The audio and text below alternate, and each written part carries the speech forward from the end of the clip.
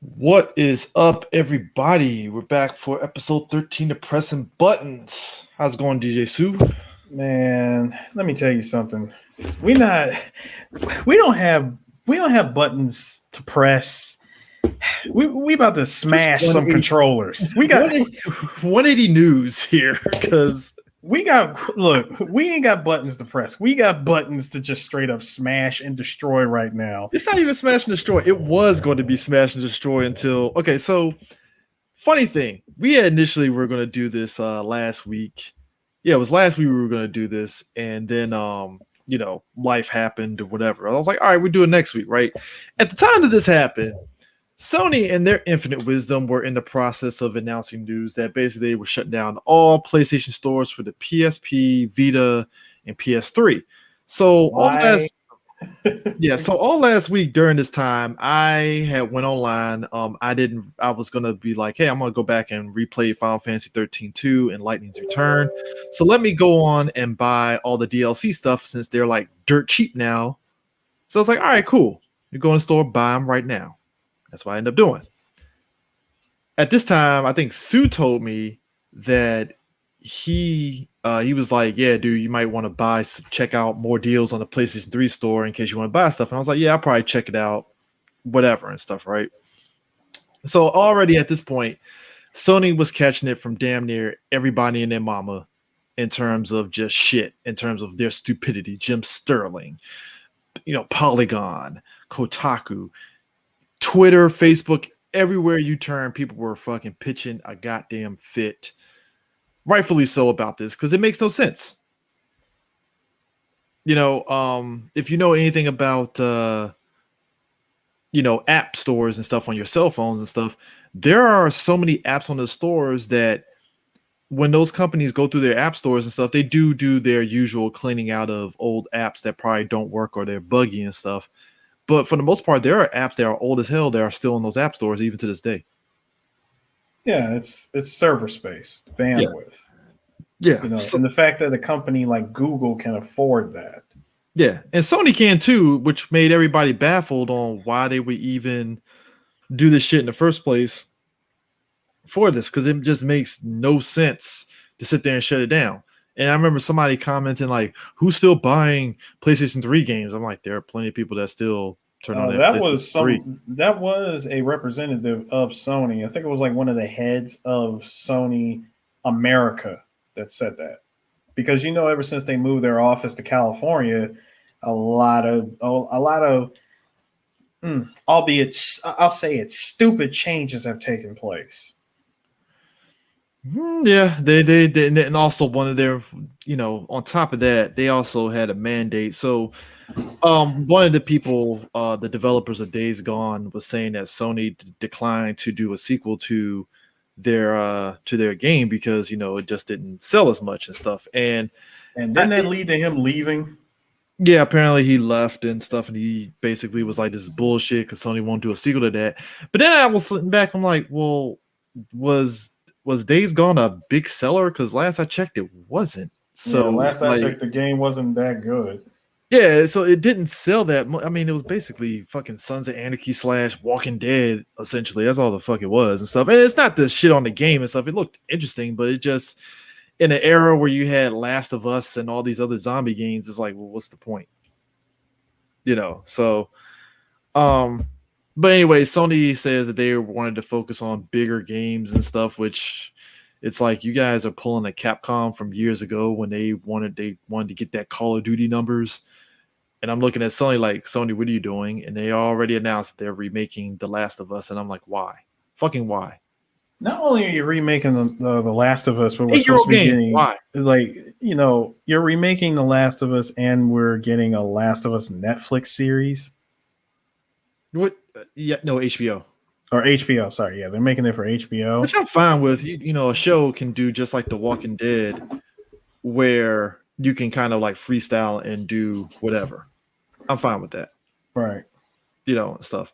Now I can point out to you why Sony was catching a lot of hell for everything, like for everything that was going on. And it wasn't necessarily just, hey, it's unfair, you guys are closing the store.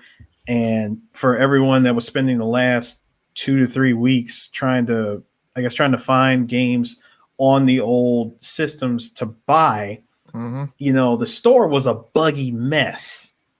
Oh yeah. It was a real buggy mess. As a matter of fact, some games, fighting games and regular just straight up PSN only games, Sony had allegedly removed the ability for you to download updates for those games. Yeah, and that's on top of the internal clock. The internal clock issue with the CMOS. Which from the modding community, it's a simple fix. I mean, that's what the modding community is saying. The modding community is saying it's a simple fix, but let's be real. Who the hell wants to go through that? Taking apart a PS3, depending on if you have a fat model, a slim, a super slim, all three of them come with their own level of headache. Yeah. And my thing is this, though. The fact that it's a simple fix. No, it's a patch fix, basically. You can actually patch fix it to where it's not tied into that internal battery shit, basically. Right. So Sony right now, they're looking into it, but before they even announced this, and this is just, again, breaking news. This has just happened today. They announced it. The modding community was like, yo, Sony, what the fuck, man? Like, how did you not see this shit for the PS3 and your PS4 and now your PS5? Like, what the hell? And it makes me wonder, did Microsoft, is this going on for the Xboxes? Actually, no, it wasn't. Microsoft has never had a single problem dealing with backwards compatibility. They never made it a big issue to not do it. In fact, every generation of Xbox at some point in time or another has introduced backwards compatibility into each generation of console. Now, what are they doing? Like now, what's Sony doing, and why is it such a taboo thing for them? I'll never know. I'll never understand it. But because of everything that was happening, because they knew with the clock and the CMOS battery, you do know that once that thing goes dead and of course, if the PS store is gone for the PS3, you literally have a paperweight, because even though you can download the games, any update that, especially crucial update for a particular game that you might have in your collection, will be gone forever, or at least it would have been. That's what happened with when I booted up Final Fantasy 13-2, which I haven't done in years. It had an update that I did not know about. Yeah, and it updated itself, and I was like, oh, didn't know that. Same with Lightning Returns. It was an update, and I was like, oh, that must have been the last update before it stopped. Yeah, because not all updates are what people think it is. People think, oh, it's like, is this an update? Is that, this update, that update, blah, blah, blah. Like, no, some updates were actually pretty damn crucial for games. Like, you had certain games that came out that were broken on arrival and needed a giant patch / update to be, to fix it. And some updates are necessary updates you need just to run the game. Yeah. Whether you have a physical copy or not. So for all you people out there that are saying, see, this is why physical copies were going to be the end all be all. No, not really. It is. I mean, technically it is, especially when we get into the era of them, when they sat there initially, when they said they were shutting down the PlayStation 3 store. It was kind of like, yo, if you got a fucking physical copy, you're in business. Not quite, because again, even physical copies of a game, even the physical copy of a game is really nothing more than a key that has to be connected to the server. I mean, but you can still play those games even without updating it. That much is true. I know with PlayStation 4 you can't. Yeah, PS4 you can, PS5 you can't, but PS3 you can. PS3, like I said, and I think it's on I think if anything, we'll sum it up like this: it's on a title by title basis. Yeah, because not every title is created equal. Because I remember playing Uncharted, and it was like, well, do you want to play the game without the update? Yeah. And I mean, we've seen people speed run through those games because certain updates kind of killed certain, skips that they could do in the game that got patched out, kind of thing. So you're right in the aspect it is like, game by game basis and stuff. But it is kind of like one of those, like, a lot of people were just looking at Sony like, yo, like you have a library of games. You can clearly patch this whole thing, because the whole purpose of the whole CMOS battery thing, it was basically to keep people from hacking the PlayStation trophy system. Right. So, which I mean, even with that, there are still people that go out their way to fucking do that shit. I ain't gonna name names, but um, but I'm sorry. Continue. no, but the thing of it is, it's one of those situations where if it does get patched, now you don't have to worry about your system bricking. Yeah, you don't have to worry about it. Yeah, I think I still think with everything that's been happening with Sony, the fact that Sony did turn around and backwalk that all of that crap because they knew they were catching I so mean, much your hell. ass out if you have a PSP, but Vita and PS3, you're fine. Yeah, So. but still, with all the hell that they were catching, I would have said this: if you were really going to stick to your guns, Sony, and you were going to shut down the PlayStation 3 store, you do know that there are modders, there are jailbreakers waiting. They were waiting for this, like they're waiting for that store to officially shut down. Like they were just going to swoop right in. First of all, the cost, I would say the sales on PS3s would be through the roof because you got everybody running around trying to find a PS3 they can get their hands on. Because there's still to this day a number of games that have been delisted. Quite a few games were delisted off of the Sony store.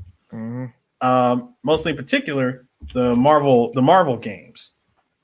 Like Yeah, I thought that was more so a licensing issue than anything it else. is a licensing issue, but the fact that the game has been delisted completely, and the only way you can get it is if you already purchased it. But it just sucks because you got some people who would love to still play the game on that particular console. They want to play it on PS3 because it's not like you can play it on Xbox because you can't. You can't even get it off an Xbox. It's been completely delisted. So to get it on PS3 and which I've experimented with a jailbroken PS3 before, and I've seen what it looks like. And it's like I think there is like a cloud storage or something. Somebody put this together, whether it was a team or a single person, I don't know. I just know that a bunch of games on the PS3. This is PS3. This is circa 2013. 2013. I was able to go onto this server and I found every PS3 game that that existed that I can download and install into that PlayStation's hard drive. Like they had Marvel 2, they had Strider, they had Shank, they had like all the PSN games that you can just download immediately.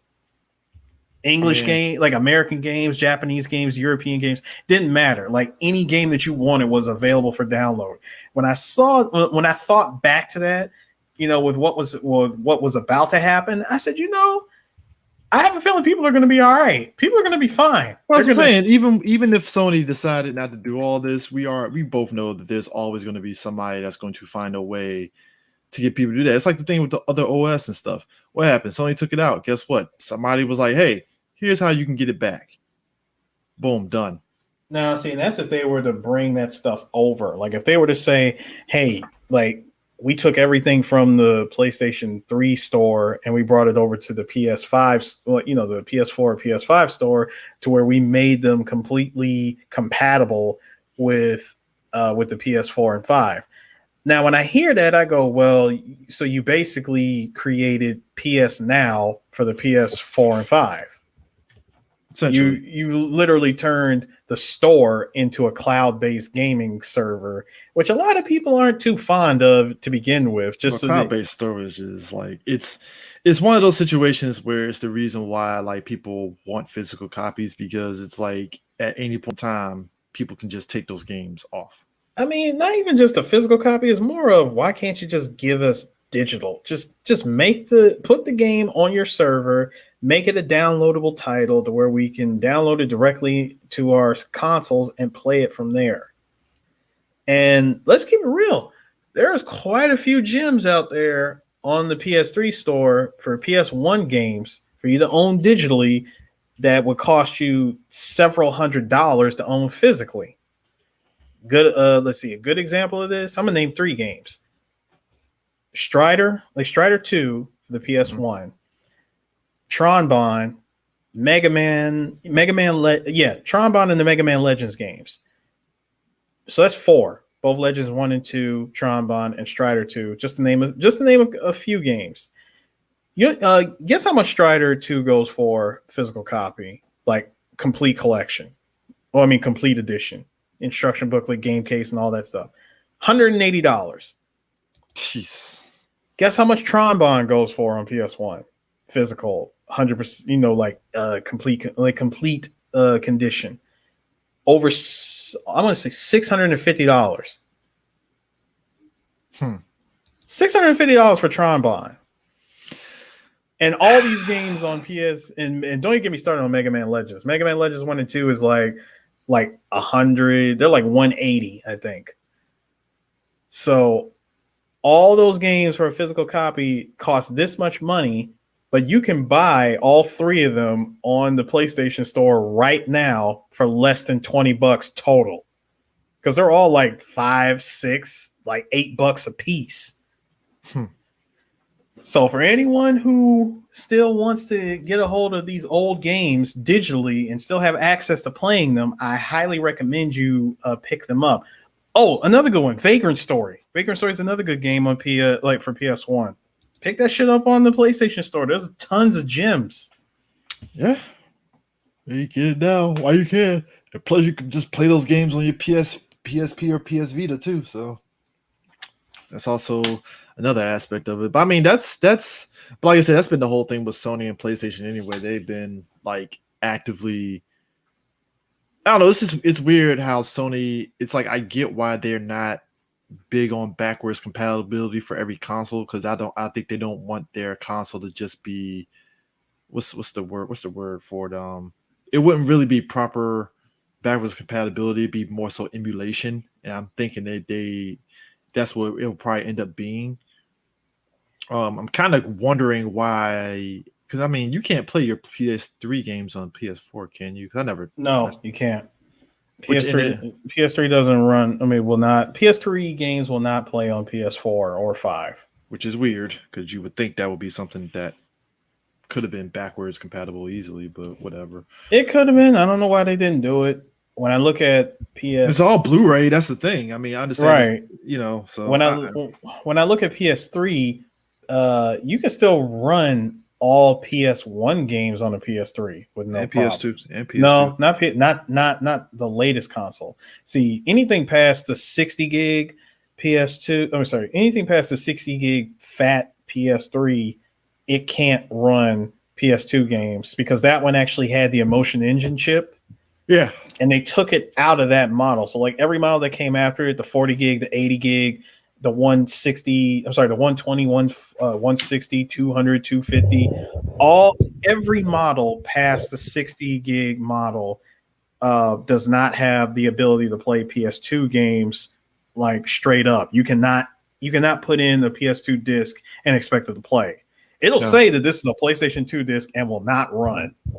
That's what I was thinking when I had my fat one. I could do it. That's probably what it was. Yeah, that one can do it, but every other model after it, even I don't know why they did that though. That's the weird part. Dude, that's just how that PlayStation has always been like that. You remember when PS3 first came out and you had folding at home? Remember folding at home? Yeah, you used to leave it on all night. You leave it on just so you're dedicating energy of the PS3 to supercomputers. They got rid of that. And then remember Other OS? Mm-hmm. Probably the greatest exploit ever for people who want to run Linux and Ubuntu and stuff. I swear, once all that was coming out, what people were really doing with it, Sony got rid of it. Sony had been scaling back and back and back, taking away little by little. When PS3 first came out, it had four USB ports, as well as that little slot on the side that comes with every single SD card. Yeah, it was an SD card slot for every major type. So you had compact flash, regular SD, the freaking Pro Duo. Like it was filled. It was like this thing was like a powerhouse. It was a powerhouse console. It was in a way worth every bit of $600 when it came out back then. Yeah. But then as we got further into the future, Sony just kept taking things away. They took away the SD card slot. They took away 2 USB ports.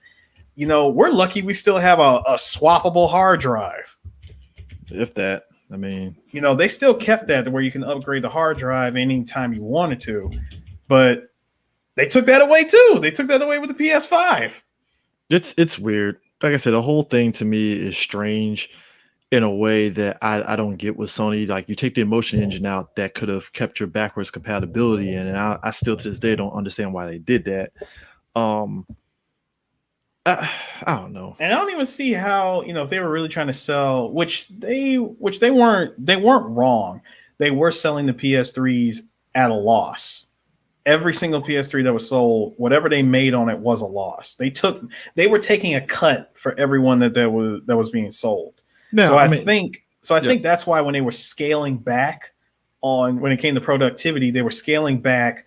How do we market this console? Okay, get rid of this, get rid of this, get rid of this, get rid of this, chop down the price, and then we can recoup. so pretty much that's probably why their PlayStation 4 going forward, they've been able to basically be at a profit instead of a loss, basically. Yeah, because they never really changed the PS4 physically past the Well, initial I think release. not, but I think that's probably what has been saving the money is not having backwards compatibility. That's probably why they've been operating at like an actual. Yeah, because they were able to focus all their efforts on just PS4 games and digital games. Yeah, which at this point, I understand the need for backwards compatibility, but at the same time, I mean that, like you said, to your point, the whole thing with PlayStation Now being like cloud based, if you want to play those old games, I think that's a pretty good thing. But I also think remakes of certain things tend to help too. I think that's probably why. So when you get stuff like, say, what was it? The fuck? Oh, the Mass Effect one, for instance, right? Mm-hmm. That's actually a great way to remake a game, and you don't have to worry about like breaking out your old games because all the quality of life stuff that they're doing for Mass Effect 1, 2, and 3 for this trilogy that's actually coming out very soon. Especially for the first one. They're putting it in that remake. Yeah. 1, 2, and 3 are getting full blown remakes and stuff. The first one, especially the first Mass Effect, especially is getting a huge overhaul on the quality of life for the gameplay and everything. Because the gameplay in Mass Effect 1 is garbage. Yeah.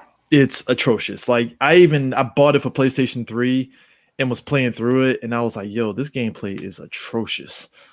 Like it's not as fun as 2 and 3. So they revamped the gameplay and stuff to where it's on par. It's basically like Mass Effect 2 and 3. Graphics are like fucking phenomenal and on top and stuff. So, that's the only way you could probably like remake it and stuff. But otherwise, it's like I have no problem hooking back up my old PlayStation 2 and playing some of those games. If I want to play, Chaos Legion or whatever and shit, it's like, yeah, I'll just pop into PlayStation 2. I mean, I can see where a lot of people's argument, especially mine, fall into play. But at the same time, I can also see the other side of the fence. Like I get where you're coming from. PS, if you still got your old PS2 lying around in the closet somewhere. I never sold it to GameStop. I think that was my thing. It's just every game I never really like, hey, I'm going to sell my PlayStation 3 to get PlayStation 4. I was like, I just waited for PlayStation 4 to drop in price a year later and then got it. Well, what I mean is like you still have your PS2. You never got rid of it. I have 2 of them. PS1 is the only one I ditched, but now that I have the PlayStation Classic, it's like, well, I don't really need a PlayStation 1 anymore. I still got my PS1, and as much as I would want to get the PS Classic because I can still get it for a decent price. They're not like Nintendo where the freaking NES Classic and SNES Classic for some stupid reason they're going for hundreds and hundreds of dollars, which makes no sense. Yeah. And seeing how people have modified the crap out of the PlayStation's the freaking PlayStation Classic, where they're able to put the entire PlayStation library in that one console is awesome. Mm-hmm. I can do the same thing with the original hardware. See, what I plan to do is I plan to take the CD drive out and replace it with the PlayStation compatible Node. That could work. Like if you know about the Node drive that came out for the Sega Saturn and Dreamcast, they have a PlayStation one coming out. Mm-hmm. And when that one drops, I'm going to get it. I'm going to put it in my system. And I mean, hell, I still got my original. I mean, both of us still got our original Dreamcast. And stuff. I got 2 of those too. Well, you got 2. I got the 1. And I got mine's like literally like a year after graduating from high school. It Right. I still mean, I got works. no. Mine is still the day one. I still got the day one edition Oh, you got the Dreamcast. day one. All right. Yeah, I got mine when it dropped on in September of '99.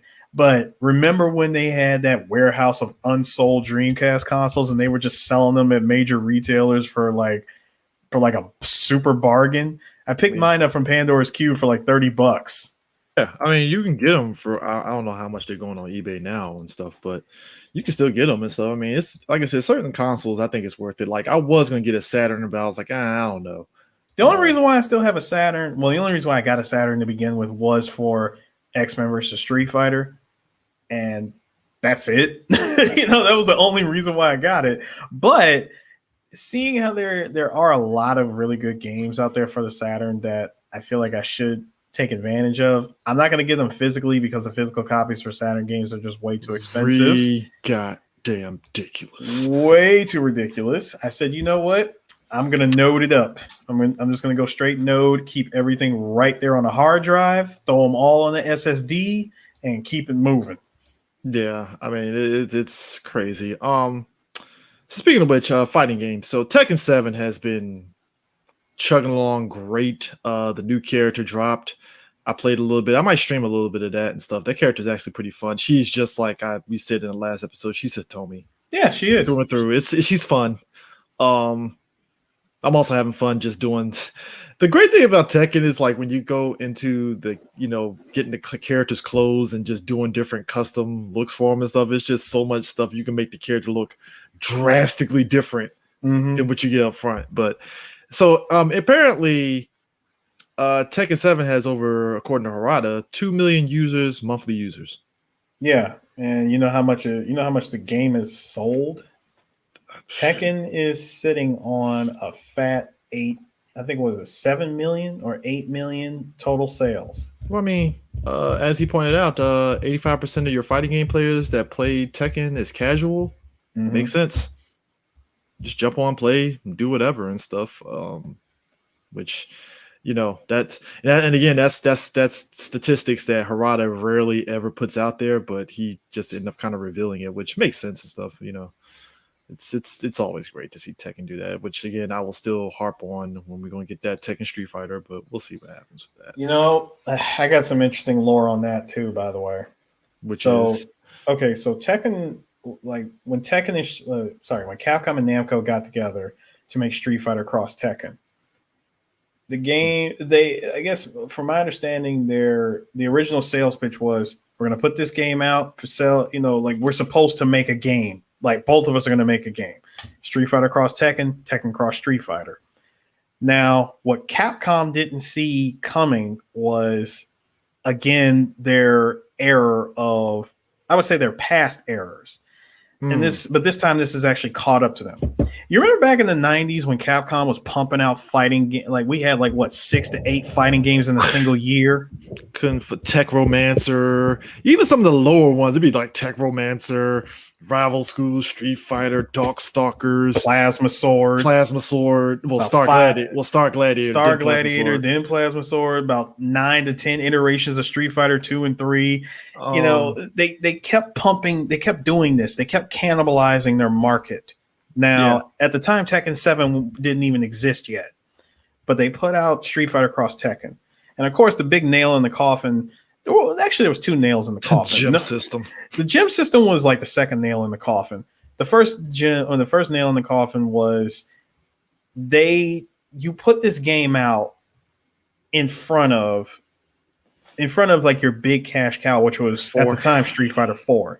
You literally had that game cannibalize the market of Street Fighter Cross Tekken. So anyone that was even remotely interested in playing Street Fighter Cross Tekken that wasn't turned off yet by the gym system, as well as the bullshit DLC practices that came out afterwards, they would have continued. They would have played the game because honestly, you didn't need the gym system to be honest. You didn't need the gym system at all. And honestly, the game is good to play on its own. By itself, it was fine. Then the gameplay for it made for fun. Because at that point, remember, everybody was Street Fighter 4, you know, how everybody in the FGC bullshits and like, well, Street Fighter 4 is garbage. I'm like, but you're still fucking playing it. So what the hell? Right. See, but then the other thing that also killed it too was what was it? They took part a lot of the, I think it was like the final DLC pack that came out for Street Fighter 4 for Ultra Mhm. was like a small piece of content from Street Fighter Cross Tekken Yeah, had like made was it its. Blanca wasn't announced for Street Fighter 4? No. He was already in Street Fighter 4. What the fuck character was it? It was characters. Hugo, remember Hugo. Hugo? Hugo came. Hugo didn't get announced for Street Fighter 4 yet. So Hugo being the Street Fighter Cross Tekken, people put two and two together and was like, hold up. It was So, Hugo, Rolento, Elena, yeah, Hugo, Rolento, and Elena, they and didn't get Poison. yeah, they didn't get announced. They didn't get announced for Street Fighter 4 yet, but there was always rumors of them being in Street Fighter. Yeah, So it was kind of like, all right. And then when people data mine Street Fighter Cross Tekken and saw those characters, and like, hold up, why didn't you put all these characters up front? Which it's, to me, honestly, at the end of the day, it's always a give or take, because as a company, you have to keep people interested. And we're seeing right now, fighting games have finally figured out, well, if you put your games out in seasons, that's how you get people on board instead of just hiding the shit behind, you know, yeah. Just monetization. It's just in other words, put all the cards on the table. put all the cards on the So table, and if you're going to announce more characters, do it in seasons, so that way, hey, people have time to play your game for damn near a year before you announce another season. That's how you get longevity, which I think this is probably the smartest way to do it, because number one, you don't feel cheaped out. You don't feel like you got screwed over up front for your game and stuff. I mean, look at Samurai Showdown. Look how many characters you got for Samurai Showdown up front, especially for a game that people still play, but it isn't really as hot as a lot of people as it was before. yeah, But yet right it's not now, day one. Hibiki just got announced for that game, and she's dropping next week. You know, and if you already bought the game up front like I did, you don't really feel ripped off that they're announcing all these new characters for the game, to be honest. Or you just do what some people do, like myself. Wait about a year. You know, when everything starts to taper off a little bit from that first high, Yeah. you wait for that complete edition, or at least a good enough complete edition, and get, just and spend less than the amount of money you would have spent trying to buy it over and over again. Yeah. But there's more to the story. So the game drops, right? Yeah. Street Fighter Cross Tekken drops. Game doesn't do good, and it's part of the big three that crashed and burned at Capcom as far as fighting games. Yeah, It was Marvel, Marvel 3. No, Marvel 4, I think, whatever. No, well, yeah, Infinite was part of it, but even Ultimate Marvel 3 was also part of it. So yeah, Ultimate, because they were doing the MCU stuff, but that's a different story. But no, it was Ultimate Marvel 3. Actually, no, it was more than that. Ultimate Marvel 3, Darkstalkers, Street Fighter Cross Tekken, and Marvel Infinite. I think Ultimate Marvel 3 fared a lot better because it was already loved. So I don't even know if I can count that, because I think it still was like, yo, people still play it to this day. Like, yeah, people play it, but the sales numbers was not up to Capcom's expectations. So in their eyes, it's considered a failure. Fuck their expectations, because they figured it out afterwards. See, but you can't. But hold on, CG. But you can't say that when you're talking about the future of fighting games with this company. Because many things, and I've seen this in Japanese companies. When something doesn't fare well, they will leave it alone. They will drop it. At the same time, you've seen them walk that back, like, well, that was partially on us. And I'm like, yeah, exactly. Yeah, they'll do that for certain things, but not in cases like this. See, when all those games went down and of course crashed and burned, here's what happened on Namco's side. Namco looked at that. They observed with with full on binoculars and everything as to what the hell was going on, and they said, okay, let's not be too hasty on putting out Tekken Cross Street Fighter. But they've never been hasty. That's no. Hold on. I'm not finished. They said, let's not be too hasty on this. We're already in development. They were already well into the development of Tekken 7. Tekken 7 gets announced. Tekken 7 gets released in arcades. It stayed in the arcade for about a year and a half, and finally comes home to console. Now, the big thing that came with the first initial announce for Tekken 7, everybody saw at Evo, was the introduction of Akuma. And not only is Akuma a guest character, but he was written into the game's story. So now he's a part of Tekken lore. So the reason, I mean, so what Namco did was they said, well, look, this game was a flop. We could, and we still want to make Tekken Cross Street Fighter, but like most Japanese companies do, and I've seen them do this. Like you saw what happened with Mighty Number 9. There wasn't a Mega Man game to come out after Inafune left. Not one Mega Man game came out, and except for like the remake in 10 and 11. No, not even 10 and 11. See, 10 and 11 was still when Inafune was there.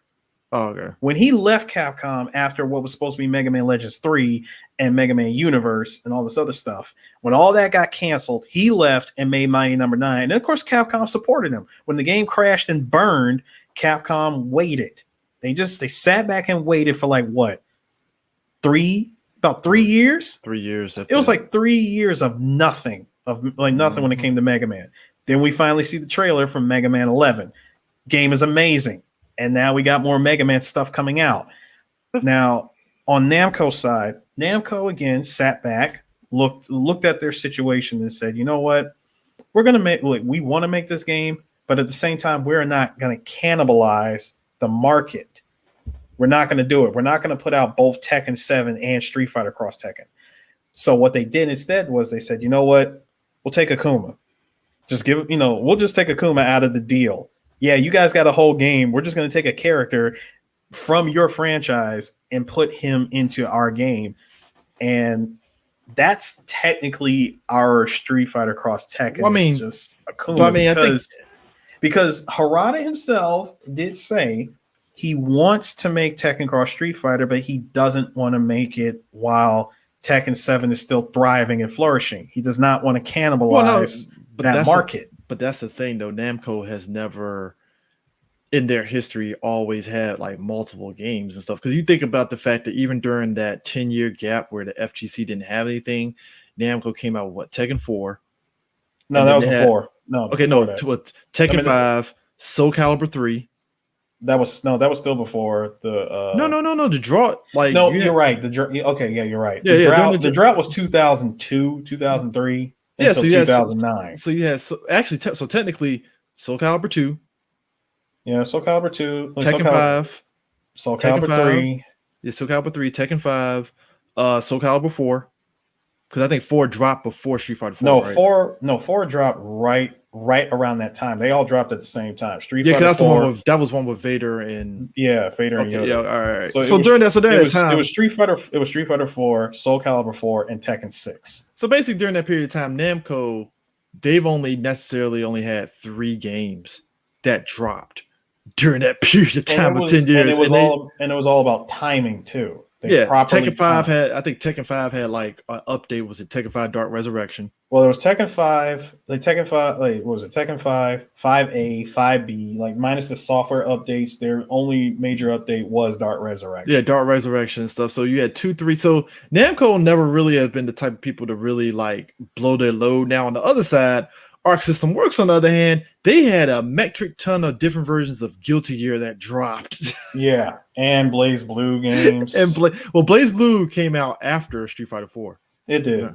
But I'm just talking about. It came out like literally that year. I'm saying before that though, there was so many different versions of Guilty Gear. I was like, I'm done. I can't do this. They finally decided to give in fact, that's where Blaze Blue came in. It came in the form of, hey, here's a new Guilty Gear style game from Arc System Works.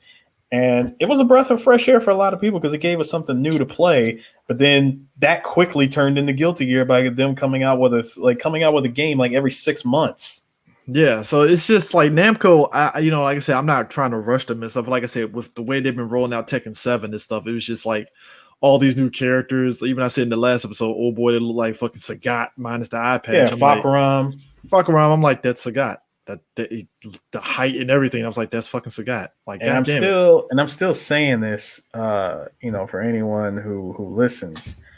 Look, I'll admit when I'm wrong if it ever happens. but I am willing to believe tooth and nail, dollars to donuts, Namco is not bringing back Bake and Bruce.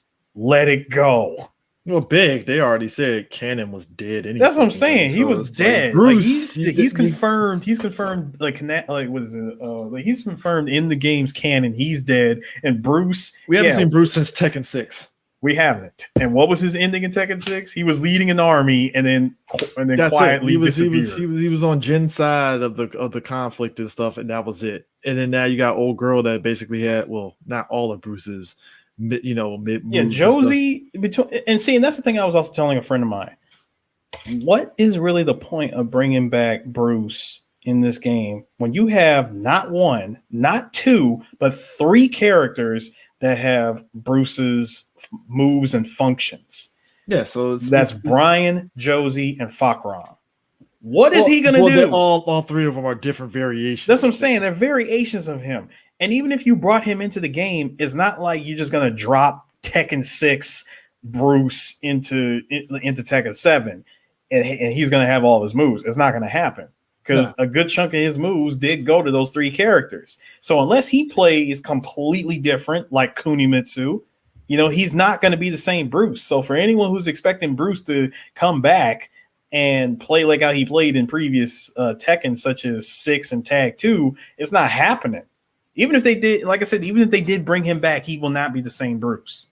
Yeah, I mean, and that's that. It is what it is. Stuff. And plus, with this being, they have what one more DLC drop for for Tekken 7. I think it's it might be one more character or one more stage. We're supposed to be getting like a character and a stage, right? Yeah. I highly doubt that they're gonna use that last spot for a legacy character. I mean, if they do, it'd be shocking. If they do, who would they bring back? Who's really worth bringing back? Who's really worth what's the waiting? What's the old man? What's the old dude's name? Wang is dead. Okay, so no Wang. No Dr. Basanovich. Nope. And the other one, the what's his name? Sebastian. He was only a Tag 2 character, so he really don't count. Wasn't he a Pale swap though?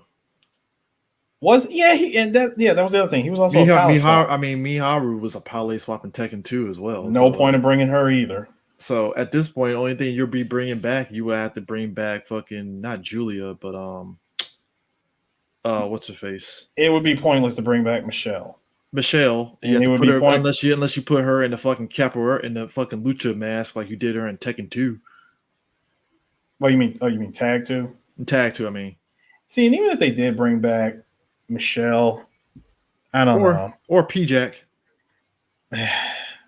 You can technically make prototype Jack using costume pieces on, I know, but Jack 7. To actually have P-Jack just like you have Armor King and King. I mean, plus P-Jack, from my understanding in Tag 2 was really not that good compared to regular Jack. Well, I know, but I mean, I'm just saying, it's like if you already have King and Armor King, fuck it, might as well bring back P-Jack just for shits and giggles, or bring back the Kangaroo and the Raptor. They won't do that. They won't bring back Roger and Alex. I don't see that happening. That's the only thing I can think. But like you said, it could just go straight to a new character. Which, if I really want to blow people's fucking doors off and shit, throw M. Bison in there just to fuck with people. And I doubt they would do another Capcom character. Out of all the guests, if they did it, see, you can't even say SNK because that's Geese. You got out of all the characters, you got Akuma. They made a deal with Sega. And we get a Virtual Fighter character? Yeah, a Virtual Fighter character. Because remember, there was a rumor that Kazuma was going to be in it, and Harada shot that down. He did.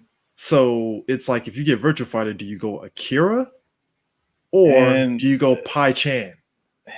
And even then, we already got characters that represent those countries and fighting styles to begin with. So that's also out.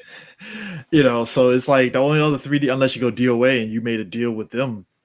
And if they did DOA, like they would bring in another ninja, but then that'd be pointless too because you got Kunimitsu. Oh, no. Give me Ryu Hayabusa. Fuck it. Again, you got Raven. No, but what I'm saying is, I get what you're saying, but I mean, you get the face of the franchise. It's like, oh yeah, that's true. But it has to be somebody. It has to be like a completely unique situation. Because if you notice, Namco's release record, no character is ever the same. They never bring Armor in King. Armor King is different. Hell, he's different in this game than he was in Tag He's 2. different, but it's still the same process of him a wrestler. It's just different. I mean, it's more or less. But I mean, like in terms of guest characters, I'm not returning legacy characters. And Oh no, I mean guest character wise, yeah, it's definitely going to probably be. I can. It would for them to do something super secret reveal for a character from another game. It has to be something monumental, and I can't really think of anything else. Like I said, Bison is the only one that pops into mind. If you really and that would be them going back to Capcom. See, yeah, Namco wouldn't do that. They would not. They're not going to go back unless that deal was already confirmed, like way back then. Because when it comes to them striking up deals, and this goes with any gaming company, like especially developers, you have to sit down, finalize, sit down, construct, compile, and present the pitch in the boardroom like a year before the development even gets started. Like the whole thing with all the DLC characters and all that junk, all that crap was already decided well in advance. Yeah, and that's my thing too. I think also we tend to forget the fact that like these, COVID last year, maybe these companies did talk behind closed doors. That's another aspect that we don't know and stuff. Yeah, so, which gave them another reason to extend the game. Like these games got like another year of life left because of the pandemic. Because Street Fighter 5 was like done at the guild, and it was like, no, we got more. And I was like, oh yeah. So, like you thought we thought we were done too, but pandemic came in, everything got pushed back. So we're gonna put together one more season, one more drop, and. I still think it ain't over, but that's just my optimism kicking in. But as far as this final character, I still say it's not going to be a legacy character. It will more likely be a guest character. Hell, for all we know, Harada could pull a Ono and troll us and bring in freaking Kazuma. If we ended up getting Kazuma Kiryu in Tekken, it would be cool. Yeah. It would definitely be cool, but speaking of but moving on from that character, we can talk about some more characters that dropped with Street Fighter. Oh, see, I was about to go to KOF, but yeah, you can go ahead and go to KOF. No. But since we're still on Street Fighter, so Dan dropped recently, and I've seen the videos of Dan, and pretty fucking phenomenal. I told you from the beginning when they first unveiled him, I said, "Yo, Dan's gonna be fun. He's gonna be a fun character." And that's what I missed from Street Fighter V was I missed the game being fun. When you get rid of not necessarily get rid of it, just don't make esports like a top priority with everything with these fighting games and just make the games fun to play. And that's what Capcom has been doing with Street Fighter V during this last season. They just made everything fun. Yeah. Like so far, everybody's been fun. The way they presented everybody has been fun. We get Dan, and as I said, he's a very fun character to play with. We get Rose. They showed us Rose, in which, by the way, she dropped. Like the latest update came out, and now she's playable. And everybody was saying the same thing. Oh my God, Rose is broken. She's broken. You see, everybody says that until they play the character, and then somebody finds something to get around it, and it's like, oh, well, never mind. It's like, well, yeah. But it was just funny just hearing. That's what we're hearing right now is Rose is broken. I mean, I've seen Justin Wong streams and stuff like that. I mean, Justin Wong is Justin Wong. He can make anything look ridiculous. So, now we got Oro coming. Which Oro, I've never been an Oro character. Even playing as him just to kind of like beat Street Fighter 3 as the character, it just always felt off to me.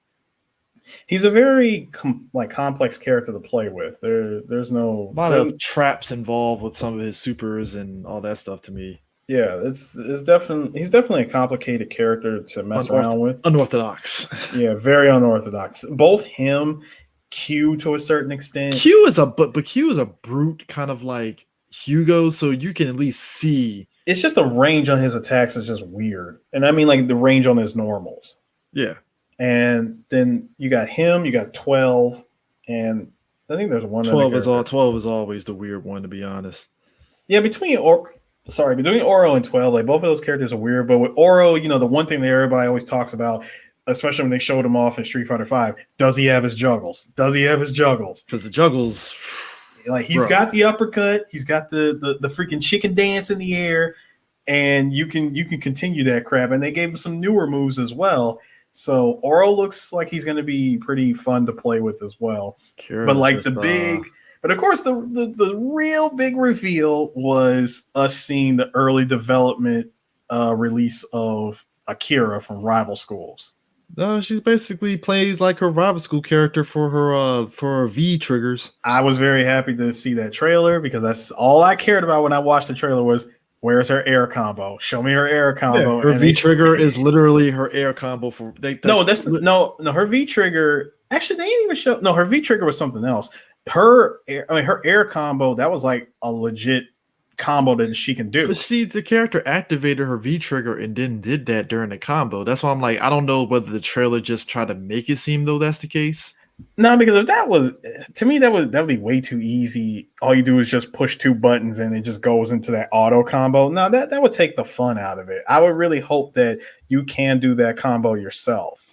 So, then the other nice surprise was, hey, it was supposedly a finisher or whatever. I don't think it was a V. Well, it looked like a V trigger, but that's what I'm saying. The trailer was cut to make it look like it was a V trigger. Like she calls in her brother.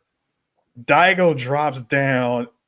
Does his super move straight out of Rival Schools too. Comes straight out of Rival Schools, and the more I watch it, the more it just it really breaks my heart to know that Capcom, you could have made this. That's if they're not already thinking about it, which I don't think they are.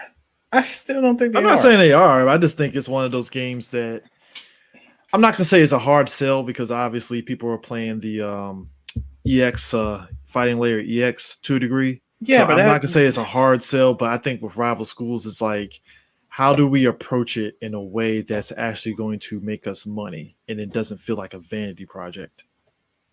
And that's the problem is too many companies are playing it safe, which I don't like. Yeah, but you gotta make money. I get making money. No, see, but that line doesn't work with me anymore, CJ, because these companies have made more than enough money putting out the stuff that they put out.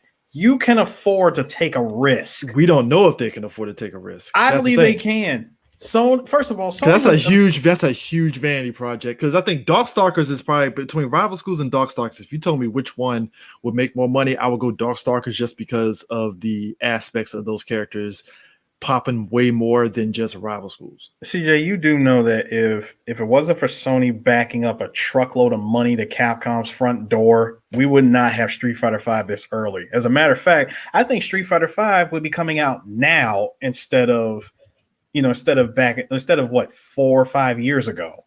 Yeah, and I think the thing with Rival Schools, the only way you could do Rival Schools that would work, you would have to like kind of do something to, because you need something that's not going to feel like it's just a Street Fighter derivative, right? So Darkstalkers has the gimmick of kind of like the monsters, right? So that's something that you can work off of, and that actually would get people to be like, "Oh shit, cool." Rival Schools, it just feels like Street Fighter, but it's in school with these different characters. See, but that's not entirely true. The way like both Rival Schools and Street Fighter's gameplay mechanic are very different. Unless you push Sakura as the face of Rival Schools like you did the original game. And they only did that as a means of getting people to play the game. And I think that's how you're going to have to do it this time around. You're going to have to push Sakura as the face of Rival Schools. I mean, they could. Characters. I mean, listen, they could do that. Oh, Sakura and what's his face? Her rival. What's her face? Karen. Karen. If you want to put Karen in Rival Schools, fuck it. Why not? If that would be interesting too. Karen would, if anything, Karen would be the special guest of Rival Schools. But or hell, Armika, if you really want to double down on it. They're all in the same age bracket. Hold on. Wait, that's a legit team. Karen, Sakura, and Armika. I mean, they're all in the same age bracket. So they are. They're all in the same age bracket, and according to Capcom lore, they're all friends. So, and Okay, And of so you course, know what? And Hanada's friends. Hanada is actually friends. Shit, you can also throw in Ibuki. And Makoto, if you know what, that rival schools could work, but you have to throw those. You would literally have to throw those Street Fighter characters in there on top of the other characters that we know. Throw in. All right, so let's add this up. Sakura, Makoto, Ibuki, Sakura, Makoto, Ibuki, Karen, and Armika. Armika. Yeah. That's five characters, bro. That's your season 1 DLC right there. Yeah, like I don't know. I would put Sakura as part of the main cast. Yeah, well, she'll be free. The rest, she would have to be. No, you would have to put Sakura as default because she is Sakura part of that. She is part of that world. Right. So you have to put her as default. But the other 4, you can definitely do season 1. Actually, you could put Elena as part of it because they kind of try to tie her into being the same age bracket, which is weird. Yeah, but like I said, that would be your season 1. That would be the only way you can get people on board with rival schools if you had if you tied in the Street Fighter, which it technically was loosely. Yeah, only because of Sakura. Only because I think Hinata goes to the same school as Sakura. That's why, that's why Sakura's in the game. Yeah, that's why that's the only way you could really sell it to people with rival schools. I think there's a part of me that feels that them putting Akira in there is them test running to see. And I said works. The same thing. Because you don't just put Akira in that fucking game. They could have played it safe and put fucking what's another Street Fighter? They could have put one of the fucking dolls in there, like Junie or something like that, and been done with it, right? Or they could. That's how I felt. That's how they could have made. Or they could have made the dolls from that story mode playable. Because that's what it felt like near the tail end of Street Fighter 4 when they put in that fucking old girl. I'm like, it's just fucking Cammy with a goddamn mask and blades. Oh, you mean the Capri? You know, yeah. And seeing how the Capri shows up in the story mode, and you do get to fight against her, I'm surprised they haven't made her a playable character yet. I mean, because it's like when I saw DiCaprio, I'm like, okay, she has some new stuff and stuff, but it just felt like, oh, it's just Cammy with knives, and she can play. She plays a little different. She's Russian Cammy. Yeah, so it's like, and like I said, I felt with Street Fighter 5, they could have easily been like, all right, we're gonna put Junie and Jury as the final characters. I'd be like, well, that was lazy, but whatever. That would be very lazy if they did that. And that's on brand for Capcom. And I'm like, but they're doing Akira. I was like, oh, your guys testing the waters for something, aren't you? I'm hoping. See, a part of me is very hopeful that they are testing the waters, to give us this game in particular. I really do hope that we get rival schools. At least whether it's a reboot, a remake, or whatever, just give us something. I do want a return to rival schools. And what I hope is from what I hope is we get, not only do we get a return to, to seeing Akira done properly, like as they go further into her development. Oh yeah. But I hope that this does give Capcom the green light to say, hey, people, matter of fact, you want to know how you solidify a reason to make rival schools? Let Akira win Evo.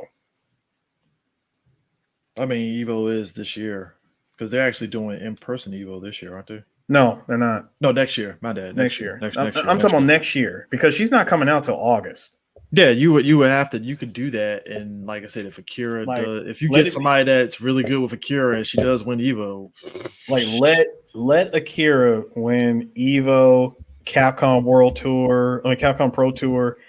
Let her win. Even a tournament in the Capcom Pro Tour is enough.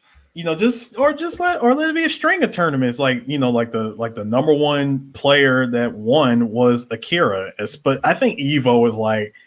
That right there is like the marker. If she wins Evo or Capcom Pro Tour, it's a wrap. I'm like, you guys have no other reason not to make this game. Yeah. So I'm hoping that we get it. I really do hope that we do get rival schools. If anything, give us a freaking digital, or if you want to make a physical copy, just give us a rival schools collection again. Yeah. Speaking of which, so KOF 15. The story mode is getting interesting because the Orochi team is back. Chris, Shermie, and Yashiro, they got revived. Wait, no, they haven't shown Chris yet. Well, we know the characters are coming back, but we know Chris is one of the other characters. But they did he's the only one left. I thought they didn't show Chris. They have not shown Chris. Chris is dude. Out of all the characters, Yashiro. they showed Yashiro first. He was the first of all the Orochi characters that we see, and everyone goes, "Whoa, what's going on, KOF? Are we getting a return? Like we getting a return to the Orochi story again? Because Yashiro shows up, Shermie shows up, and now all we're waiting for is Chris." Yeah, I mean it's, but it was kind of shocking to me because I was like, oh, we're going back to that now. All right, cool. We're going back to the team to get revived again. Which if for those that don't know KOF lore, basically Shermie and Yashiro got sacrificed in order for Orochi to pop back up into Chris's body, essentially. And there was actually 8 members of the Orochi clan. Yeah, those 3, Yamazaki, Iori, Vice Immature, and was it Chrysalid? No, Chrysalid was after the Orochi story. I think it was what's the name? Rugal, Gionitz. Yeah, Gionitz. Yeah, so yeah, they announced the Yashiro trailer, and now Shermie got announced, and this is the trailer for it, which I'm down. Sure. Someone help me out here. Shermie, is this caked up on a Thursday? Pretty much.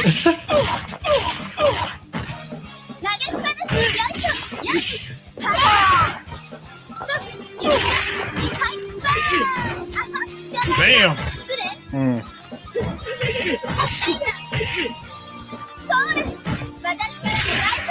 Jesus. Some German suplexes.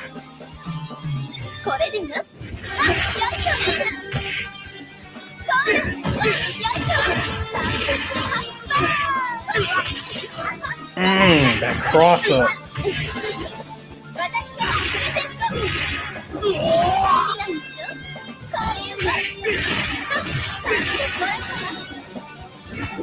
Bro, the fact that she can do that off the ground is ridiculous.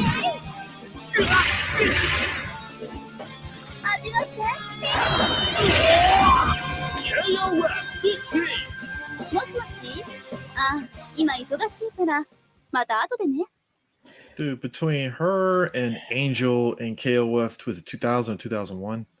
Angel was 2002. 2002. Well, actually, no, she did show up in 2001. I'm sorry.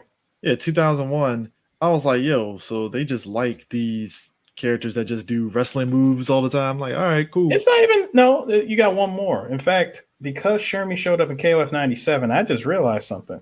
Shermie, to me, is a better played Blue Mary. I thought Blue Mary was more like because she does wrestling moves. Oh, that's right. Yeah, you're right. I mean, you could say she's like an MMA fighter because all her moves. She's more MMA than anything. She's always got the freaking arm bars and shit. I mean, Kevin and Marco the Wolves is basically Blue Mary but bigger, right? So it's this game is shaping up to be pretty good. It visually looks way better than KOF 14. Well, this is what happens when your previous game did so well or did well enough that you can get an actual budget. Yeah, I mean, so past that, Resident Evil 8 happened. Now, a couple things about Resident Evil 8. Mercenaries is coming back, sir. Oh, wait, I'm sorry. Hold on. Before we go into Resident Evil 8, there was another trailer that dropped before we did this podcast, and that was the trailer for Mai. Oh, that's right. Hold up. Do I have that up? I think I had it up. I thought hold up. Did Mai came out like her trailer was last week. Oh, that's right. Because Shermie's was the week before. No, Shermie's was actually this week. No, her trailer, dude. Shermie. No, I'm looking at the event hubs. It dropped this week, like Monday. I've seen that trailer last week, bro. Dude, dead serious. Event Hubs literally has it dated for like the 20th. No, go to the YouTube video. What's the date on the YouTube video? This is a week ago, but Event Hubs has it for like, they literally date the freaking article like on the 19th. That's why I was like, did it just drop? That makes no sense because Shermie's trailer dropped a week before Mai. Because Mai's trailer dropped last week. I don't know, unless Event Hubs was just late to the punch. Late? I want to say they late. The Event Hubs had it for the 19th, and I was like, oh, it must have just dropped. All right, nah. Cool. Shermie dropped and then Mai, because Mai is the last character so far that's dropped. We're supposed to get a character drop this week, but Hibiki dropped, and we'll get to her. Like we'll get to Hibiki, but yeah, if you got Mai's trailer, go ahead and I got it up. drop I that. got it up. Yeah, it was just kind of weird because I was just like, when you said that, I was like, you sure? Because Event Hubs had their shit dated for the 19th, and I was like, all right. It's like, that's what's up. Okay. Oh. Yeah, it works. See, look at that, April 7th. Yeah, that's why I was like, huh. Yeah, Event Hubs must have dropped it. まあ知らんとりたっぷり味わってね。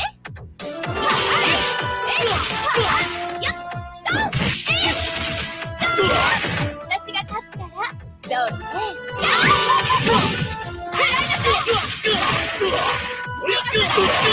これはどう？おう、頑張って。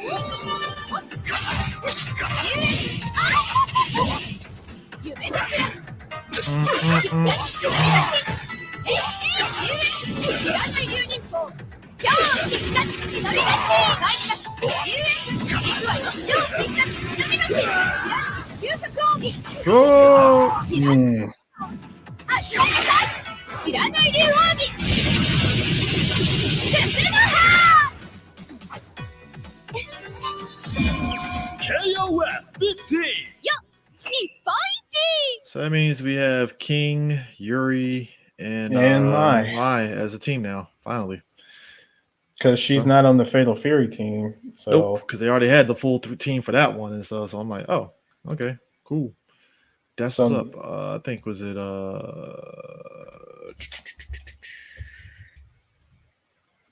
now from what I've seen with Mai, I think it's pretty interesting what they've done with her. I'm just assuming that this is an early trailer, and in the final game we're going to see them physics come back. Probably, unless they're not going to really amplify it that much. But this is a Hibiki trailer from Samurai Showdown, which you kind of figured this is going to happen.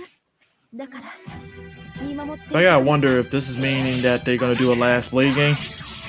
I don't know if they're going to do a Last Blade game. Even though Last Blade is very different. Oh, it's way different. I mean, they just brought in Hibiki just because she's like the most popular character from Last Blade. I mean, she is the face of the franchise. Clearly, SNK likes the character. I want to say that's more so they brought her in because of Capcom versus SNK. No, that's what I'm saying. Like when it came to Capcom versus SNK, like 1 and 2, it was like Nakaru, Hamaru, and Hibiki, and everybody thought Hibiki was from Samurai Show. Well, at least some people that weren't really people with SNK, they were like, "Oh, she must be Samurai Showdown." It's like, no, that's Last Blade. Like, yeah, she's from Last Blade. So, but yeah. But speaking of which, Resident Evil 8, we're getting Mercenaries, sir. It's coming back. Yeah, we're getting Mercenaries, which is cool. I'm getting Resident Evil 4 vibes from this game too.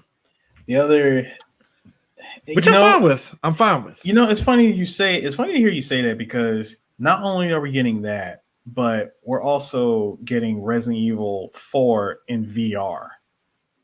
I've never been a big VR person. I'm not a big VR fan either, but to play Resident Evil 4 in first person is going to be interesting. The atmosphere of it is pretty dope and stuff. But on to Resident Evil 8, where like you said, we're getting Mercenaries, which is cool. Which ties into Chris and them popping up in that village, because the village, for those that don't know, it's full of werewolf people. Yep. As soon as I heard the word lichen, I said, "Oh boy." So instead of zombies, characters are gonna be turning into werewolves. Which, okay, I'm seeing why this is going to play up like Resident Evil 4, because you remember Resident Evil 4, that was like, at least lore wise, and even from the trailers, you remember the initial trailers, all the trailers kept saying, "Oh, this is different. There is no zombies," and they weren't kidding, because those characters in the village in Resident Evil 4, they were like sentient zombies. Like they even zombies. It was just a parasite that took over. Yeah, they were sentient, so they can pick up a gun. Well, they didn't pick up guns. They pick up pitchforks. Dude, it was more than that. The fact that they concocted plants out in the open. So we're dealing with lichens in a village, which makes them even more dangerous. And it looks like basically it's going to be kind of split. The game's going to kind of be split up in two parts. So essentially your village section is going to kind of have that Resident Evil 4 vibe, not run and gun, but kind of sort of run and gun-ish a little bit and stuff. And it looks like the second part, much like Resident Evil 4, you pop up in the castle, and that's when we find out Lady Dimitri, they're playing her up as Mr. X, where her and the rest of the sisters are going to be stalking your ass throughout this castle. And I'm like, holy shit, this is like Mr. X on steroids. This is going to be like a beautiful Mr. X because she comes through and she ducks through the door, and I'm like, son of a bitch, no, that wasn't a cutscene. That's literally her doing it in game. Like, because when Mr. X does it, it's creepy. When she does it, it's creepy times 10, and it's like, holy shit. Now, you know what I'm... No. Hold on, CJ. Here's something I'm afraid of. What if, unlike Mr. X, she can go into any room? Well, Mr. X, much like the other games, they couldn't go into the save room. Yeah, Mr. X can go into save Even rooms. in Resident Evil 7, the creatures that were like stalking you in the house, they couldn't come to the save rooms. Right. But I'm just saying, hey, what if, first time for everything, this game just throws that rule right out the window. Now, there are mods. Yeah, there are mods that does do it, and that's even more fucking creepy as shit. Yeah, because I've seen them do it with Nemesis, where Nemesis will attack you in the save room. Now, did you see the chase gameplay where we see not just Lady Dimitri, but the rest of her the Texas Chainsaw crew in that room with your boy tied up? Yeah, I saw that. Yeah, that's gonna be. Look, it took me a minute to get used to the Resident Evil 7 first-person view thing, but I eventually got used to it. This is gonna be even more ridiculous. Let me just say, because look, I'm gonna go ahead and just get it out there for everyone that's been everyone that's been like, Lady Dimitri, step on me, please. They've been all on that tip. I will give the game credit though. Yep. You can't outrun her. Yeah, you can outrun her, but listen. We all saw that part in the trailer, and you know which part it was. As soon as Ethan got, what was it, his hand cut with that knife, and we see her sucking the blood out of his hand, it was just the image and that angle. I was like, Capcom, stop it. Stop giving people what they want. I mean, I'm just saying, from that angle, I'm like, the memes are coming. I mean, I'm you know what, to be honest and stuff, I'm glad that she isn't just one of those like one-off villains, kind of like Alexia from Resident Evil 5, where you thought she was going to be a mainstay, but she only pops up in cutscenes. No, screw that. No, I got a better one for you. She's not going to be like Mendez.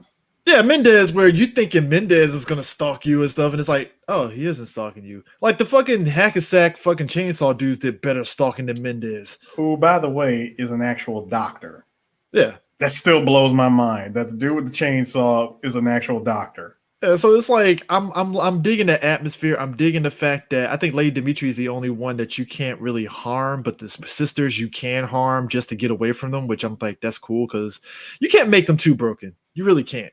And Lady Dimitri, I get, but the other ones not so much. And no, David, that's not a bad thing. I'm just saying, Capcom, you clearly been listening to the fans on Reddit and 4chan. I mean, you just had to show that scene of her sucking Ethan's blood off of his hand. That angle, it was just the angle that got me. I'm like, they're coming. I'm like, the memes are coming. I know they are.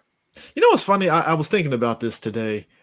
I swear, if Red Rocket gets a hold of this and does something and does what I think they do, I'm sorry, I'm gonna save that for Bam. Please continue. You know what? There's something I was thinking about when it comes to like new video games. I'm noticing that a lot of new video games, they're not coming out with like strategy guides now. Is that because Prima is like out of business, basically? Pretty much. I mean, is Brady Game still around, or aren't they gone too? I remember the last one I saw was for Red Dead Redemption 2. If there hasn't been a strategy guide, has there been a strategy guide for for RE7?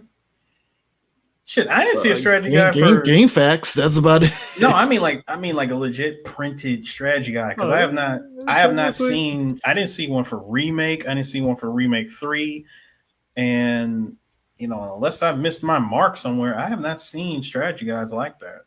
Strategy guide book. Yes, it was Biohazard Resident Evil 7. Oh, it's a file, but it's not a guide. Hold up. So there's no physical copy of it that exists. Okay, so I'm on eBay right now. Biohazard 7 official guide. Okay, so there is one for Biohazard, but not for Resident Evil. Oh, so in other words, they printed one in Japan. Yeah, they printed one in Japan, but it looks like here in America, there's no physical copy. It's just a file. Okay. Huh, that's interesting. Which That makes is- sense because I think so. If anything, Japan still has printed copies of strategy guides, but not here in the States. I'm guessing here in the States, it's just there's no point because people rather just play it, and you can probably go to GameFAQs or whatever for it and stuff. So Not only that, thanks to the PS5, they got that milestone thing where people have been showing how to get this trophy and this achievement. And you know what, man? There's stuff on the PS4 that I've checked out features wise, but I think the PS4 has the same thing to a degree, where people can take over your game. Yeah, there was that, but I never used it because I was like, "What's the point?" Like, I mean, no, what I mean is like there is actual videos that show you how to get how to get this trophy. yeah. Now, is Resident Evil: The Village coming out on PS4 too? It's coming out on everything. It's coming. Okay, I just want to be sure. If I'm not mistaken, I do believe we're getting in on Xbox One, PS4, PS5, Series X, and Steam. Okay, yeah, I just wanted to be sure because, like I said, PS5s. There's actually slowly starting to actually become a thing because I got a email from GameStop saying that they're gonna be in stock with PS5s, and you gotta go through the whole process of I'm being still part gonna, of the queue. I'm still waiting until later this year. It'll probably be September when I get mine's. PS5, much like Xbox, both of these consoles still have no games. People saying the Xbox is good to go because of the Game Pass, and I'm like, that's fine because the MLB The Show is on Xbox now. It used to be a Sony exclusive, but it's on both consoles now. If you have Game Pass, it's for free, which a lot of people that have Xboxes are like losing their shit for, which I get it. I 100% get why you would lose your mind over it because I would too if I can get a game for free. And if you know anything about MLB The Show, it's definitely one of the better baseball games out there. Right. Easily. So, oh, did you see coming out on the Switch, I believe, is the Neo Geo Pocket Collection, color collection. Yeah, SNK versus Capcom. I thought we talked about that on the last show because I do have a SNK versus Capcom Neo Geo Pocket version. I already got that on my Switch. I know that, but this one is like the re-release of it and stuff that's going to be on the Switch. It's for the Neo Geo Pocket Color Selection. Yeah, I know about the Color Selection Volume 1, and I go, well, it wasn't like there was a ton of games that came out for that thing. Yeah, but still, the fact that I can get all this for a cheap price, which again, knowing the physical copies floating around out there is like stupid expensive. Hey, SNK, give me SVC Chaos, goddammit. I want to play that. I want to play that piece of shit game. I don't give a fuck, man. SVC. I love that game for how stupid broken it was. Yeah, SVC Chaos. I'm sure that game will probably show. No, wait, can't you get that on PS4? I mean, I have the PS2 one, obviously, and stuff. I bought it before. You remember that's when they had I think SVC Chaos came out, and then it was Coliseum came out. Yeah, Neo Geo Battle Coliseum. Again, all these games that came out on there, I know they're on Xbox. Yeah, so since day one, I've been down for I've been kind of like meh about Power Rangers Battle for the Grid just because I felt the initial release was just lacking. Since then, they've done a pretty good job of adding a lot of new characters and stuff. And recently, they added in Ryu. Well, prior to Ryu, we got Scorpina, and that piqued my interest a little bit. Yeah, So Ryu and Chun-Li. What's funny about this is that we were at San Diego. What was it? 2018 when D was there? 2018. 2018 when D was there with us. They had premiered for the mobile game before Battle for the Grid became a thing on consoles. Legacy Wars, I think. Yeah, Legacy Wars. We had went to. It was a Razor party. It was a Razor party for it, and they premiered Power Ranger style themes for Ryu and Chun-Li. Yep. And there was a whole ass was it superpower beatdown style video. Bat in the Sun. Yeah, Bat in the Sun style. Like we met the guy who plays Ryu. Yeah. So basically they decided for Battle of the Grid we're gonna get Ryu and Chun-Li of those from Legacy Wars. We're gonna get those same costumes. Ryu looking just like the Hawk costume as they dub it and stuff. I forgot what Chun-Li looked like, but yeah, they're gonna put her in it as well. When I saw Chun-Li's, I thought it was not Chun-Li, sorry. When I saw Ryu's costume, I was like, this is funny. This is kind of like another another take on the King Draken costume. I mean, it's basically like he's basically like the Red Ranger, just Ryu style. Yeah. So in typical fashion, Ryu plays just like his character in he does. Capcom. It's like it really is nothing has changed. I mean, the only thing that's changed is just how easy it is to do everything with Ryu. Just if you play Marvel vs. Capcom, you pretty much know how to play. I mean, listen, everything has an off the ground combo. Hold up. I'm bringing it up right now because it's literally ridiculous. Like I was looking, I was like, he's gonna probably play the same, and yes, he plays the same. Of course, he does. Why? Everything. Come on. Everything is an off the ground combo. There it is, right here. Look at the Queen, Scorpina. Bam! Look at that. And there's gonna be a helmetless version of this too, so that's cool. Look at this! Look at this! Off the wall, off the ground.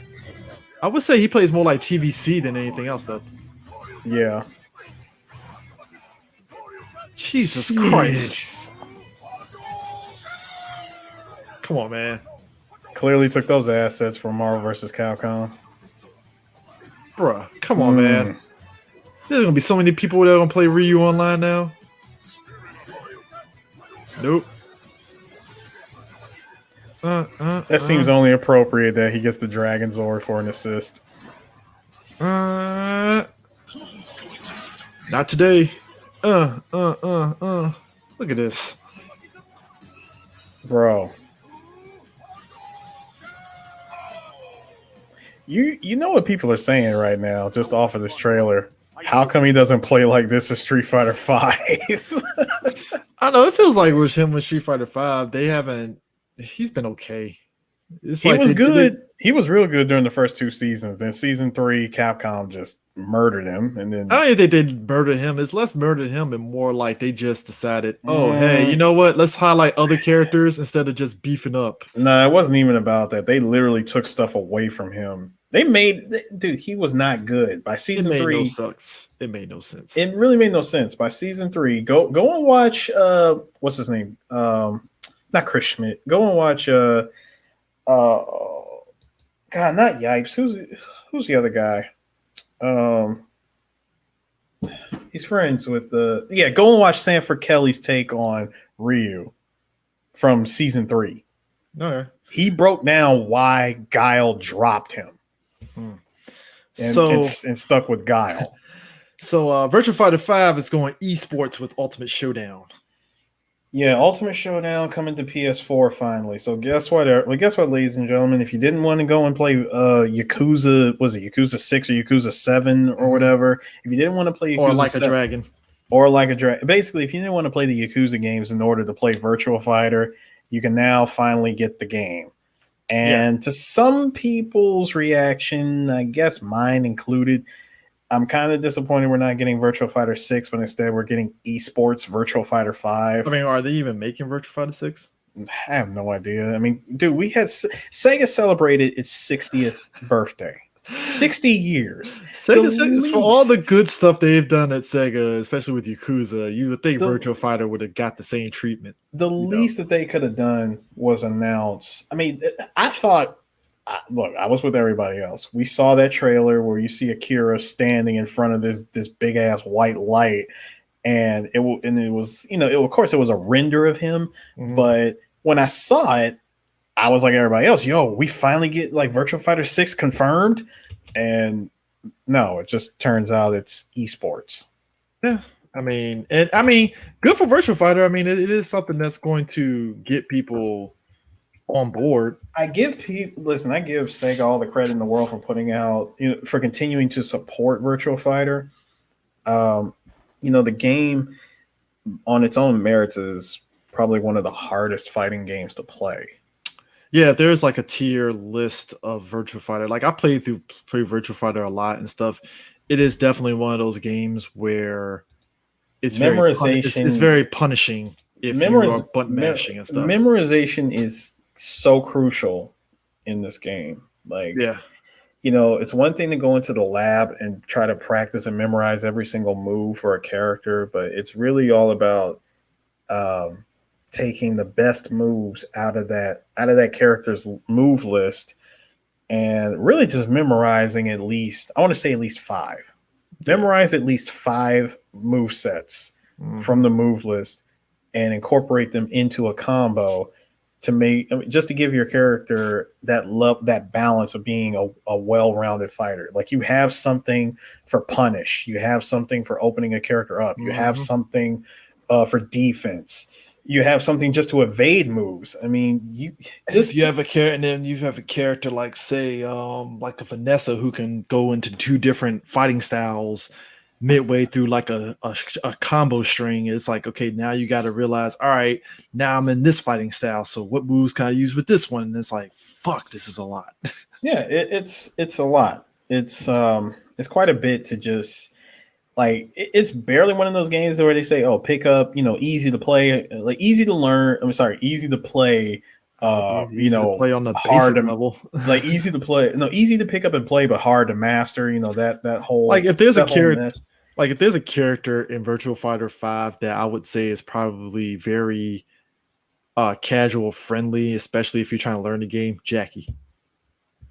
Jackie is pretty basic. He's the Ryu of the game. He's very basic and stuff, Jeet Kune Do style. Same with his sister Sarah, even though I would think Jackie's the easier between the two. Well, it's between Jackie, Sarah, Pi. See, Sarah is interesting because she does Jeet Kune Do, but then she goes into that flamingo style. And well, hers is more Wing Chun though, because she does a lot more kicks than anything else. Okay, yeah, you're right. But between Jackie, Sarah, Pi, then Lao, there's another character that also fits that list. Oh yeah, Brad Burns. He's okay to a degree. Yeah. Brad Burns is okay, but then you get into the more Kira is like the fucking technical. No, well, I was gonna say the more intermediate and advanced characters like Aoi, Akira, Vanessa, and freaking Kage. Wolf is just Wolf. He's a powerhouse. Wolf and Jeffrey. Wolf is like, all right. If you're really good with King and the throw moves and stuff, Wolf is that times 100, except it's just way more technical. Between Wolf and Jeffrey, they're both like powerhouses. Yeah, so I have to show this because this is very video game related, and also because me and Sue were genuinely shocked at how great of a movie it was. So Sonic 2 is filming right now. Yes. Now, if you know how movies are made, these are basically stand-ins for the CGI characters that they do for films and stuff and scenes. But that's basically what the characters are going to look like. Now, obviously we know this to be true because, hey, we saw Tails at the end of the last movie, and that character model looks exactly what Tails looked like in the movie. Yeah, more or less. Which bodes well for Knuckles over here. Now, when I see Knuckles, first of all, where's his Nike swoosh on the chest? Where's that at? Trademark, sir. Trademark. Trademark. Can't do it. I always thought that was interesting that he had that white swoosh on his chest like Nike. It's like trademark. We can't do it yet. And considering how he's going to show up in the game, when he shows up in Jason Momoa's voicing him. Like he's going to show up in the movie. Now I'm just curious, like, how are they going to play this out? Because it was one thing to have Tails show up at the end of the first movie, but now you're giving us both Tails and Knuckles. Did we theorize at the when we did the review spoilers and stuff for that like with Dr. Robotnik being Mushroom Hill, basically, like this might be the thing that kind of gets him back into the real world, and we're going to be dealing with Chaos Emeralds. 'Cause that's the only reason why Knuckles is here. If you know anything about Knuckles, Knuckles only comes around when it's like, hey, who's fucking with my Chaos Emeralds? Well, for that to happen, he has to reach the floating island. Yeah. So I mean, I feel Robotnik might be reaching floating island status while he's basically just kind of walking around Mushroom Hill. Or he could find a way to go from one world to another world. That's true. He could end up migrating his way back to Sonic's original homeworld where the echidnas were. Yeah. Because remember, at the beginning of the first movie, we see the echidnas. I mean, yeah, we'll see. I mean, we did see a little bit of the echidnas at the beginning of the first movie, so it's like that was a nice little nod right there to Knuckles. I'm like, okay, he's coming. They didn't outright say it, but it's like if you play the game, it's like, oh shit! It's like that Leonardo DiCaprio where he's pointing at the screen and shit. Yeah, you know, that is like I've seen him before. You know, because I mean, if I remember Sonic Adventure 1. Mm-hmm. When you go back into the past, don't they show like the echidnas? They do. They at show the temple. They show the other echidnas of the past. God, that was a confusing ass game. That's a game that I think I was annoyed by Sonic Adventure 1 just because you had to play through everybody's story mode just to get just to get the actual Super Sonic, and I was like, oh yeah, just to get that last story. It was quite annoying. I remember playing through it and I was like, why didn't I skip these scenes? Just play through it. I was like, for some reason, I think I just played it just because I just want to see how it all plays out. And I'm like, and I know if you were to put the game into debug mode to call like that the female echidna, you notice that the characters like they were moving up and down and they were in that T pose. Somewhere in that game's development, Tikal was going to be a playable character. And that sounds about right, especially look at Sonic X, the anime shit that was based off this game and stuff. She's like she's actually like one of the main characters of that show, so it makes sense. So, but of course, this was like, this game that came out before Sonic X, but at that time, Tikal was going to be, she was going to be a playable character, and then they dropped it. Yeah. So, because the only time the characters were moving up and down like that in debug mode were playable characters, and when I saw her do it, I said, "Oh, she was supposed to be a playable character." I'm like, they really did scrap that idea. Yeah. So, yeah, there's a rumor, and I hope they don't do it. At this point, I think a lot of us just want Capcom to just kind of push past Street Fighter 2 era. Apparently, based off of Rose's character in Street Fighter 5, it looks like Capcom might be pulling like a reboot for Street Fighter 6. I don't know how true that is. If they did decide to reboot Street Fighter, can I just get after Street Fighter 3? Can I just get that? What have us just go into Street Fighter 3? Just go after Street Fighter 3 storyline wise, so we can get just if you really want to do that, because I mean, you rebooting it means that you're not willing to go past Street Fighter 3. That is very true. That's what it feels like. We've had 2 games that came out that are supposed to be storyline before Street Fighter 3. Like Street Fighter, what was it? Street Fighter 4 takes place before the events, like a little after Street Fighter 2, because Bison gets revived, right? That's why he's not as big. Yeah, a little after the events of Street Fighter 2, and then Street Fighter 5 is like right before 3. Right before 3, because Gil gets revealed, and then storyline wise it tracks because with Charlie, looking the way he did and all that. So it's like, all right, fine, guys, can we just get a game after Street Fighter 3? Please, like, dear God, you don't have to reboot it. Just take place after Street Fighter 3. That's all you gotta do. But you know what's gonna happen? Unless Capcom does not make that mistake of just giving us a whole bunch of brand new characters and none of the original World Warriors are in it. But I'm sure keep bearded Ryu. I know. I remember. Listen, I remember season 5. He was called Hot Ryu back then. Hot bearded Ryu. Yeah, just like I get it. He's a beard. Ooh, we get bearded Ryu. Dalsim is going to be real old man Dalsim. I mean, he's already got the super long Santa Claus beard. So. I mean, but that's the thing. It's just And then on top of that, like, how far into the future can this really go? I mean, Street Fighter 3 is already far enough. But then again, you know what? That wouldn't work because if this is supposed to be into the like if Street Fighter 6 is going to be in the Street Fighter 3 world, then Ryu and Ken still got to look the way that they look. Chun-Li's the same way. Yeah, they just gotta give him a little older, grizzled look and stuff, and you'd be fine. But that's about it and stuff. I mean, I don't know. It's like I said, I honestly don't know what they want to sit there and do. I mean, I do appreciate the fact that they made Sakura graduate. She graduated and she's a commentator. It's like, all right, cool, I guess. It's yeah. I mean, it's kind of funny. So PlayStation finally delisted Cyberpunk 2077.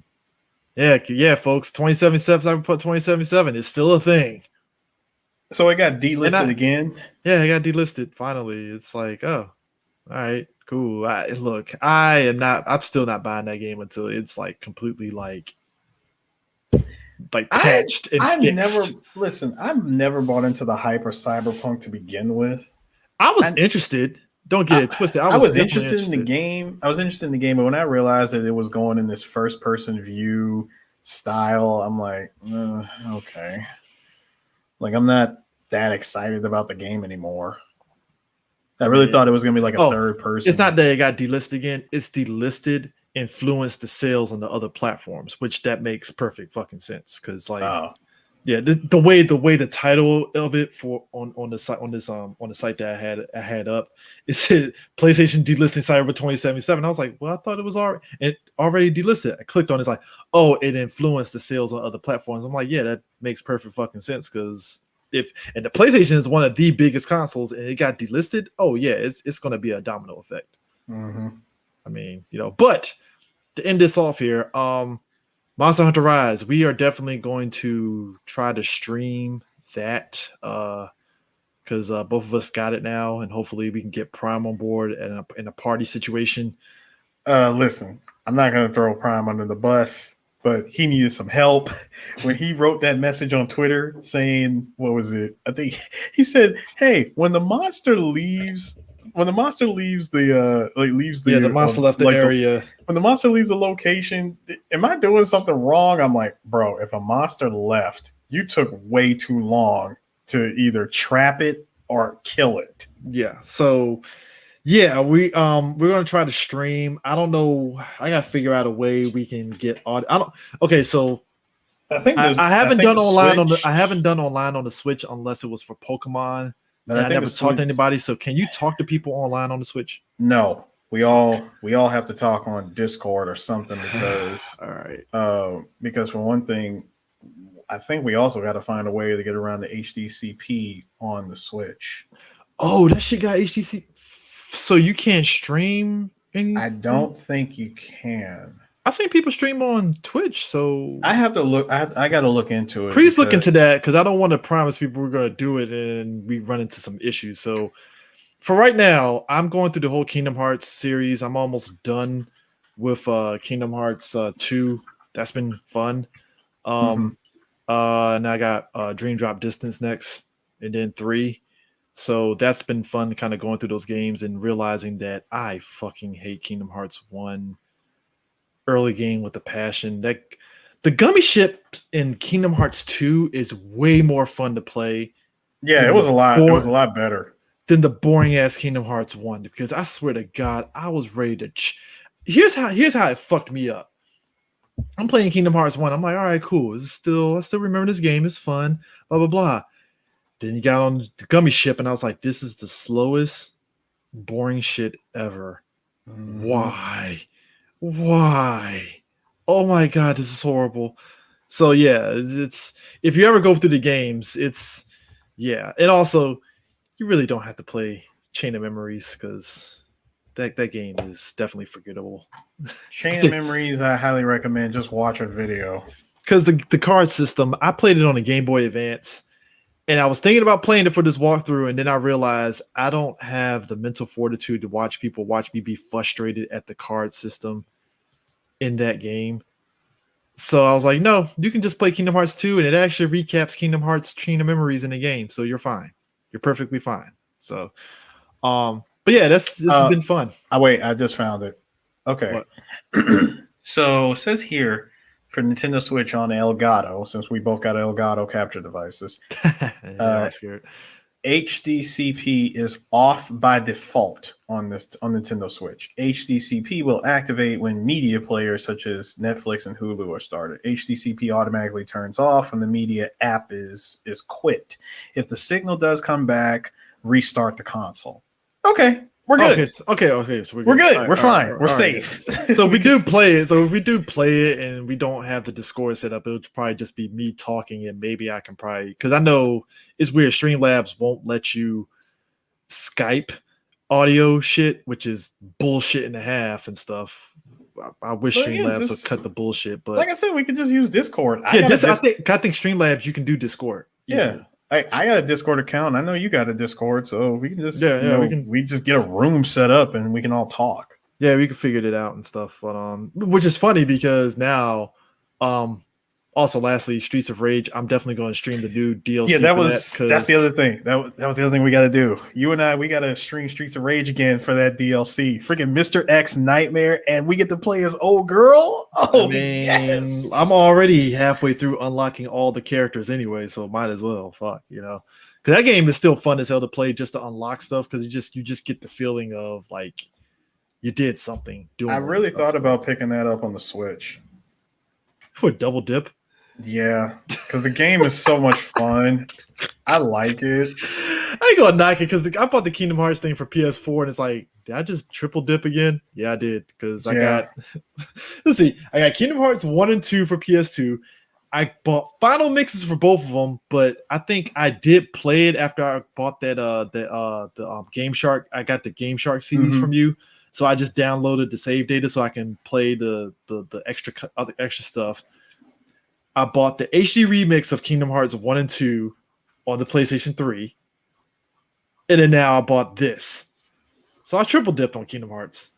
Did I double dip?